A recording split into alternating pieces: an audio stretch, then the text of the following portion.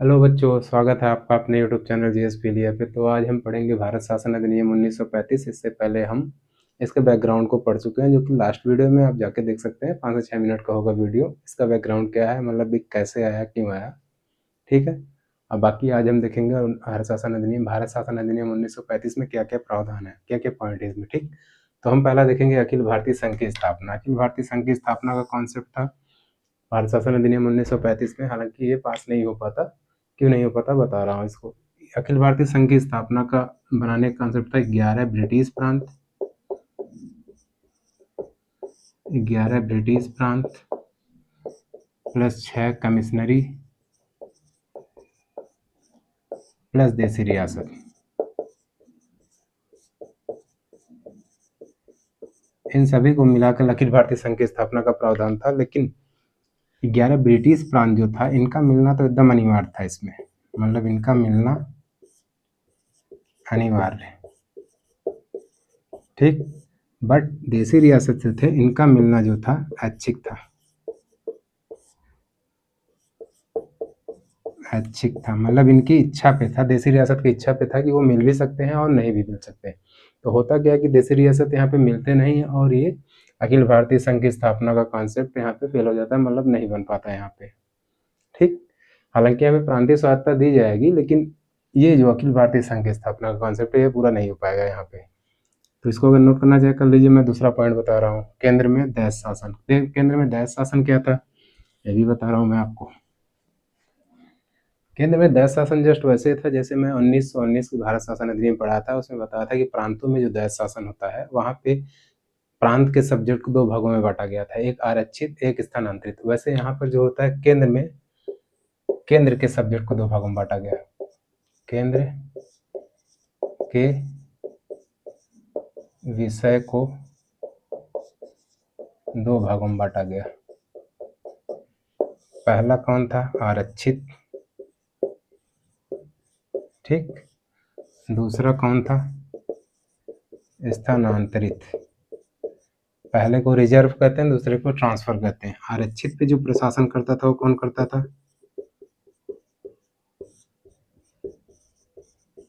Governor general अपने परिषद की सहायता से।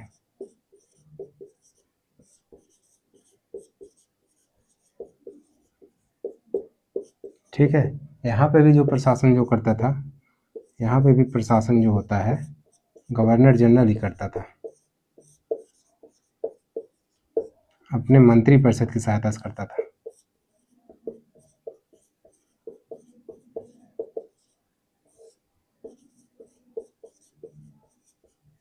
ठीक। तो ये याद रखिएगा, जो आरक्षित विषय था वहाँ पे जो होता है गवर्नर जनरल अपने परिषद की सहायता से प्रशासन करेगा, लेकिन जो स्थानांतरित विषय वहाँ पे गवर्नर जनरल प्रशासन करेगा किसके, अपने मंत्री परिषद की सहायता से। ये दूसरा पॉइंट हो गया, नोट करना चाहिए कर लीजिए। इसके बाद तीसरा पॉइंट मैं बताता हूँ, प्रांतीय स्वायत्तता क्या थी।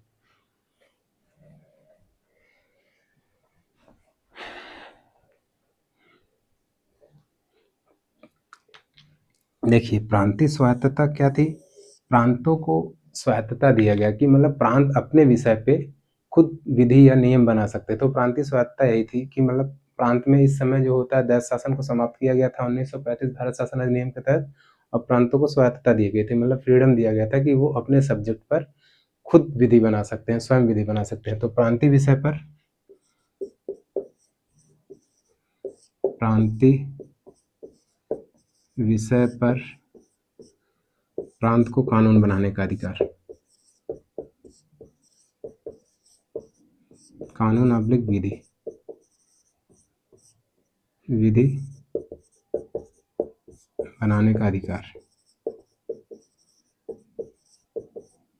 ठीक। ये थे प्रांतीय स्वायत्तता। ठीक। प्रांतों को अपने विषय पर विधि बनाने के अधिकार दिया गया था। किसको, प्रांत स्वयं अपने विषय पे कानून बना सकता था।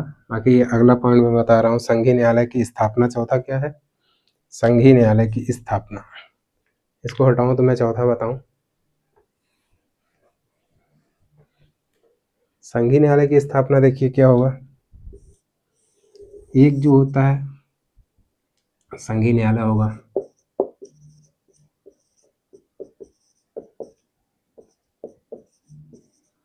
जो कहाँ पे होगा, दिल्ली में, ठीक, जो दिल्ली में होगा। इसको दो भाग में, एक इसमें जो होता है चीफ जस्टिस होगा, और 6 अन्य न्यायाधीश।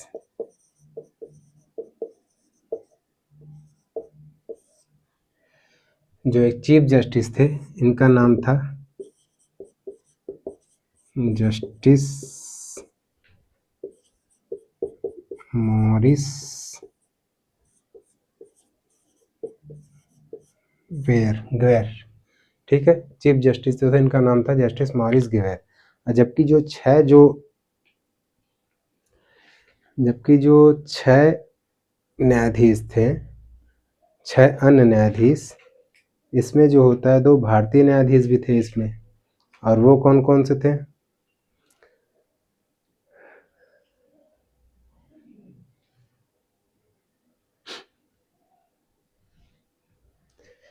इन 6 में 2 भारतीय भी थे,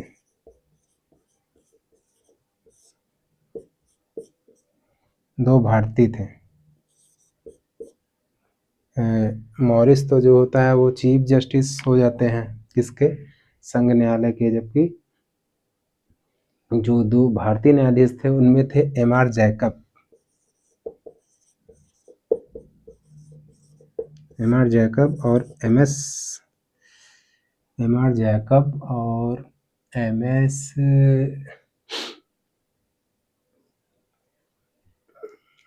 एम.आर. जैकब और एम.एस. सुल्तान, सॉरी, ठीक। ये 2 भारतीय जस्टिस थे। 6 अन्य न्यायाधीशों में 2 भारतीय भी थे, एम.आर. जैकब और एम.एस. सुल्तान। तो ये फैक्ट है, ये आता भी है, स्पेशली इसको आप ध्यान रखिएगा। मॉरिस ग्वेर इंटरव्यू में भी पूछता है और वैसे भी क्वेश्चन आ चुका है। और 2 भारतीय जो अच्छे अन्य न्यायाधीशों में कौन थे, एम.आर. जैकब थे और एम.एस. सुल्तान थे। ये हो गया अखिल भारतीय संघीय न्यायालय की स्थापना का कॉन्सेप्ट। और इस समय एक चीज और ध्यान दीजिएगा, जो इस समय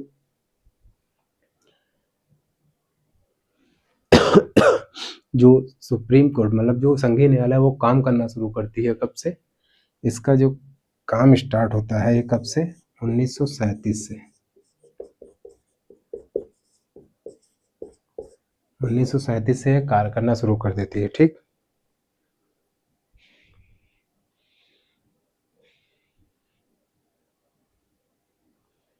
एक अप्रैल 1937 से काम करना शुरू कर देगी। बाकी आगे मैं बताता हूँ 5वां पॉइंट। 5वां पॉइंट देखिए क्या था,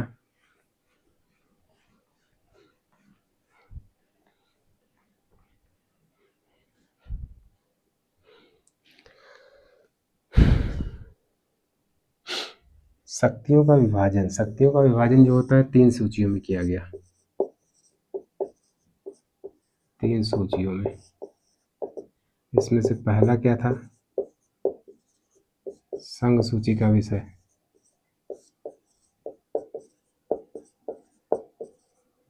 जिसमें 59 विषय थे।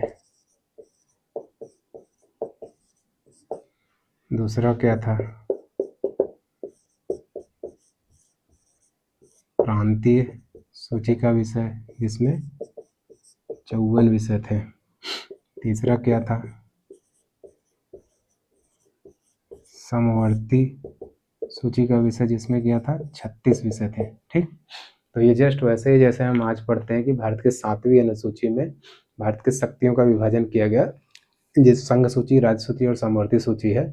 तो यहाँ पे भी जो होता है यहीं से ये लिया गया है, भारत शासन अधिनियम 1935 से ही लिया गया, क्योंकि यहीं पे जो होता है पावर, शक्ति का विभाजन कर दिया जाता है संघ में, प्रांत में, और प्रांत को ही राज्य कहते हैं समवर्ती सूची में।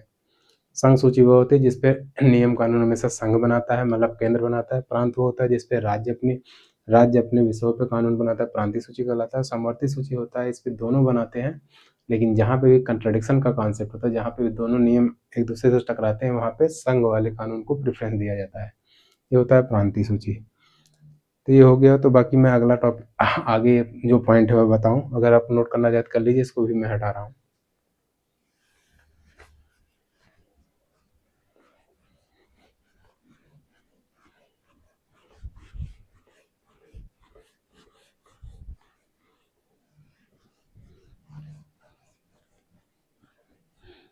ये आप लोग के नोट भी कर सकते हैं, करना हुआ, बाकी वो आप पे डिपेंड करता है।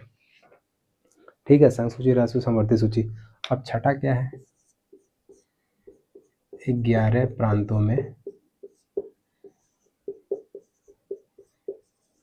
विधान सभा का कॉन्सेप्ट है, मतलब विधानसभा बनाने के लिए 11 प्रांतों में विधानसभा का गठन किया गया, विधानसभा का गठन। ठीक, इन 11 प्रांतों में से 6 प्रांतों में जो होता है, 6 प्रांतों में द्विसदनी व्यवस्था को लागू किया गया। द्विसदनी व्यवस्था क्या है, 2 सदन, मतलब 2 हाउस। इसमें एक था विधान परिषद, जिसको उच्च सदन कहा जाता था, एक था विधानसभा, जिसको निम्न सदन कहा जाता है। सोचिए 1935 भारत शासन अधिनियम के थ्रू लिया गया, और आज भी यही हम पढ़ते हैं जब हम विधानमंडल पढ़ते हैं किसी भी स्टेट का, देश का, मतलब अपने राज्यों का विधानमंडल जब पढ़ते हैं तो निम्न सदन और उच्च सदन के बारे में पढ़ते हैं, जहाँ पे भी द्विसदनी विधायी क्या है, विधान परिषद उच्च सदन को कहा जाता था, विधानसभा निम्न सदन को कहा जाता था। तो यही था क्या, 11 प्रांतों में विधानसभा का गठन किया, इसमें से 6 प्रांतों में द्विसदनी व्यवस्था को लाया गया। ठीक, और ये 6 प्रांत थे कौन कौन से, इसको देख लेते हैं। ये प्रांत हैं संयुक्त प्रांत, ठीक, एक संयुक्त प्रांत बिहार, बंगाल, असम, मद्रास और बम्बई। ठीक, ये 6 प्रांत यही थे। कौन कौन, संयुक्त प्रांत मतलब यूपी, बिहार, बंगाल, असम, मद्रास और बम्बई। मद्रास जिस समय तमिलनाडु के नाम से जाना जाता है और बम्बई इस समय महाराष्ट्र के नाम से जाना जाता है। ठीक, तो बम्बई पहले था। तो ये था प्रांतों में विधानसभा का गठन। बाकी आगे मैं बता रहा हूँ, इसको हटा रहा हूँ, नोट करना कर लीजिएगा। तो आगे मैं बता रहा हूँ अगला पॉइंट।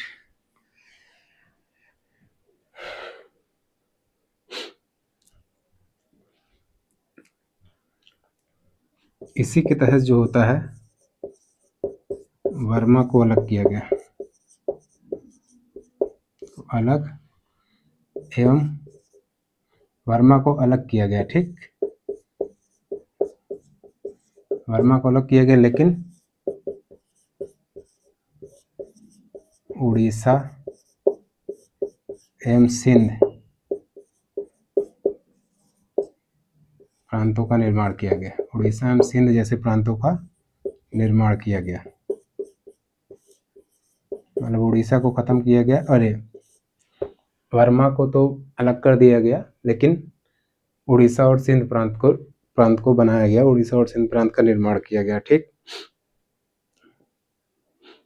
इसको नोट करना चाहे कर लीजिएगा, बाकी मैं आगे बता रहा हूँ।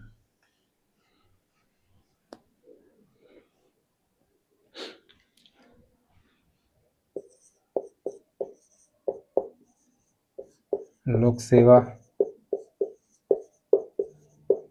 आयोग का गठन।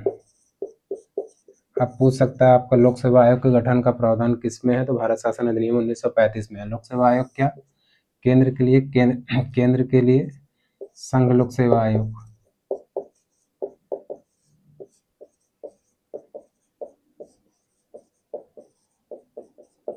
ये किसके लिए था, केंद्र के लिए था। फिर प्रांत के लिए राज्य लोक सेवा आयोग,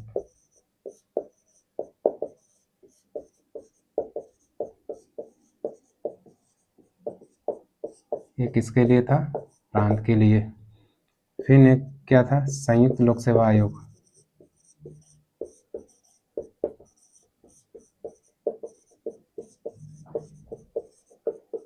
ये किसके लिए था संयुक्त लोक सेवा आयोग? जब 2 या 2 से अधिक अधिक राज्यों के लिए एक लोक सेवा आयोग हो तो उसे संयुक्त लोक सेवा आयोग कहा जाता था। 2 या 2 से अधिक राज्यों के लिए। 2 और 2 से अधिक राज्यों के लिए। ठीक, 2 या 2 से अधिक राज्यों के लिए संयुक्त लोक सेवा आयोग को प्रावधान किया गया। और जस्ट ऐसे आज हम ऐसे ही पढ़ते हैं, संघ लोक सेवा आयोग यूपीएससी केंद्र में है, राज्य लोक सेवा आयोग जैसे आप उत्तर प्रदेश का देख सकते हैं, उत्तर प्रदेश लोक सेवा आयोग यूपीपीएससी। संयुक्त लोक सेवा आयोग बहुत से राज्य ऐसे हैं, 2-3 राज्य ऐसे हैं जो मिलाकर एक ही लोक सेवा आयोग है, तो उसको संयुक्त लोक सेवा आयोग का कॉन्सेप्ट कहा जाता है। ठीक, आज भी हम ऐसे ही पढ़ते हैं। हालांकि उस समय संघ लोक सेवा आयोग जो होता है यूपीएससी के नाम से नहीं जाना जाता, एफपीएससी के नाम से जाना जाता था, फेडरल पब्लिक सर्विस कमीशन के नाम से जाना जाता था। इस समय यूनियन पब्लिक सर्विस कमीशन का नाम से जाना जाता है, लेकिन हिंदी में उसको संघ लोक सेवा आयोग ही कहते हैं। तब भी कहते थे, आज भी कहते हैं। तब इंग्लिश में उसको फेडरल पब्लिक सर्विस कमीशन कहा जाता था, लेकिन इस समय यूनियन पब्लिक सर्विस कमीशन कहा जाता है। इसके पीछे टर्म्स का कॉन्सेप्ट है फेडरल और यूनियन का, ये बाकी मैं आर्टिकल जब आएगा तब पता चलेगा आपको क्या है फेडरल और यूनियन। तो ये हो गया। बाकी 9वां पॉइंट देखते हैं क्या है, इसको हटा रहे हैं हमें। ठीक, ये हो गया आपका। एक रिजर्व बैंक की स्थापना की गई।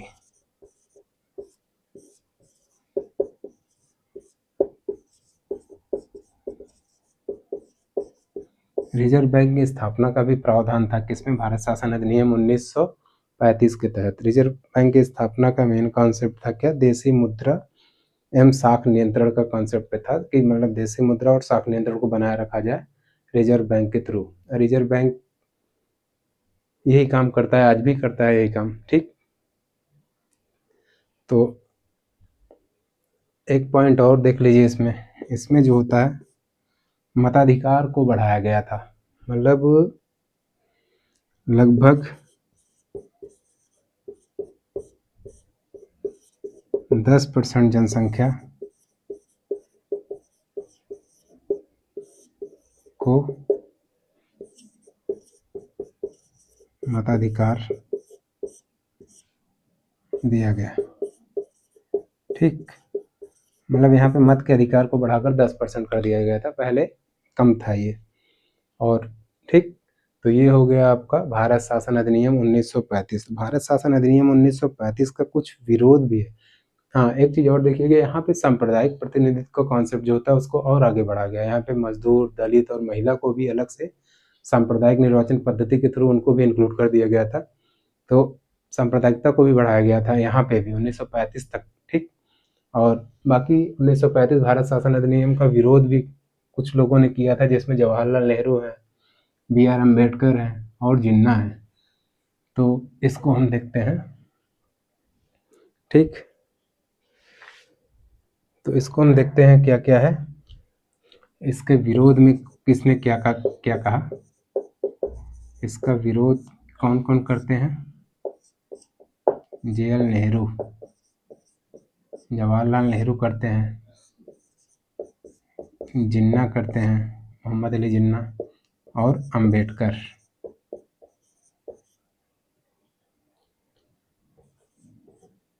ठीक, ये क्वेश्चन पूछ सकता है, पूछता भी है, बाकी आप जानते रहिए कि पूछ सकता है। ठीक, तो क्या कहा, किसने क्या क्या कहा था ये हम देखते हैं। जैसे जवाहरलाल नेहरू ने कहा था कि ये गुलामी